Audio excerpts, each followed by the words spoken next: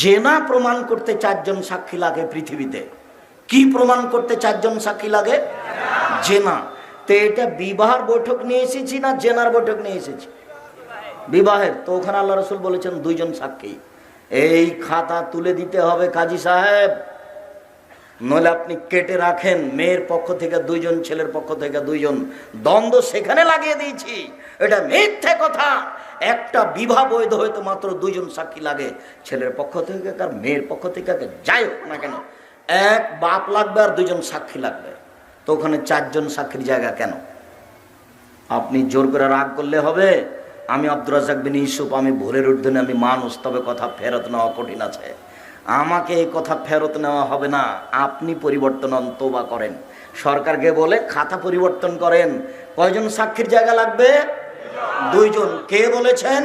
মুহাম্মদ সাল্লাল্লাহু আলাইহি সাল্লাম বলেছেন। তিনি বলেছেন লা নিকাহা ইল্লা বিশাহিদাইনে, 2 জন সাক্ষী ছাড়া বিবাহ চলে না। সম্মানিত দিনী ভাই বোন, বলছিলাম 8 রাকাত তাহাজ্জুদ কমতে কমতে 2 রাকাতে নিয়ে আসা হয়েছে। অন্তত কেউ যদি রাতে 2 রাকাত সালাত আদায় করে, তাহলে পৃথিবীর ভালো মানুষ যারা, ওদের নাম যে খাতাতে আছে এদেরও নাম সেই খাতাতে হবে। এ কথা আমি বলিনি, এ কথা কে বলেছেন? মুহাম্মদ সাল্লাল্লাহু আলাইহি সাল্লাম বলেছেন। মনে রাখার জন্য অনুরোধ জানাচ্ছি। এক খেলে চেয়ে থাকবেন, আপনার ক্লান্তির আগে আমি কথা শেষ করব ইনশাআল্লাহ। রাতে যদি উঠতে চান তাহলে একটা কথা মনে রাখবেন, আজ থেকে এশার সালাতের পরে বেশি কথা হবে না, ঊর্ধ্বে 10টা, রাত 10টার মধ্যে মধ্যে ঘুমিয়ে যেতে হবে। এই ছেলে, তোমার সাথে কথা একটা জেগেছিল, সেই কথাটাই ভুলে গেছি। আজ থেকে তুমি যে ছবিওয়ালা মোবাইল আছে না, তোমার কি মোবাইলের নাম ওটার নাম কি?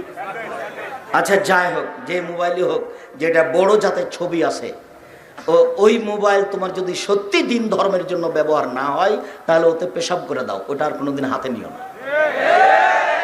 ওটা তোমাকে ধ্বংস করেছে, তোমার বংশকে ধ্বংস করেছে, তোমার জাতিকে ধ্বংস করেছে, তোমার বিদ্যা ধ্বংস করেছে, তোমাকে কবর দিয়েছে। এটা তুমি ব্যবহার করিও না।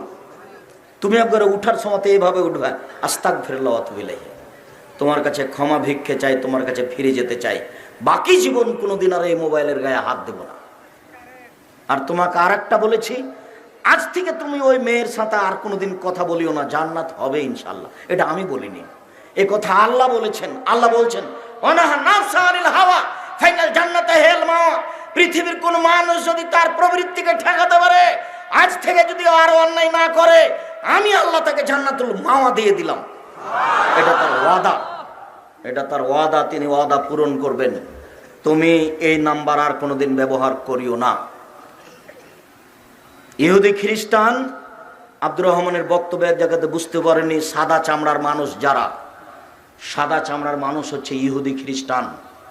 সাদা চামড়ার মানুষের একটা কথা, শয়তানের যেমন কথা, যখন আল্লাহ বললেন শয়তানকে এই সর এখান থেকে, তুই আমার রহমত থেকে সরে যা, তখন শয়তান বলছে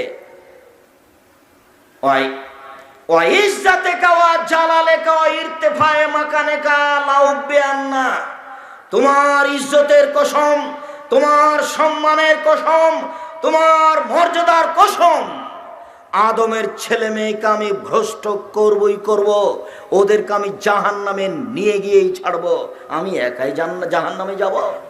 এটা তার কসম আল্লাহর সামনে।